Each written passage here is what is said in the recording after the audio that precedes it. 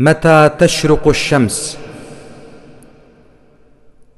منذ أن كنت صغيرا وأنا أتطلع للشرق. متى تطلع الشمس علينا؟ متى ترسل إلينا أشعتها الذهبية؟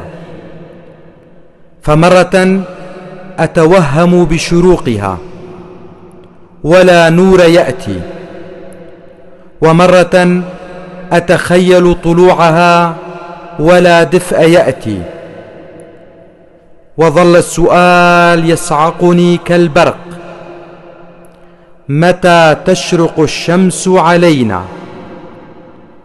كبرت وكبر السؤال، فصرت أسأل نفسي: هل ستغسل الشمس قبح الظلم؟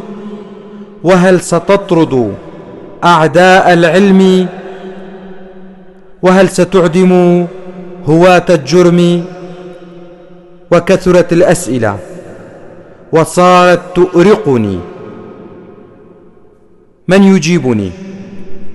فالشمس لا تجيب والشرق لا يجيب، وبين هذه وتلك أتوه ويكثر أعداء الشمس وأعداء النور، وتمتلئ السجون بأصدقائهما، فتتجه الأعين باتجاه السجون.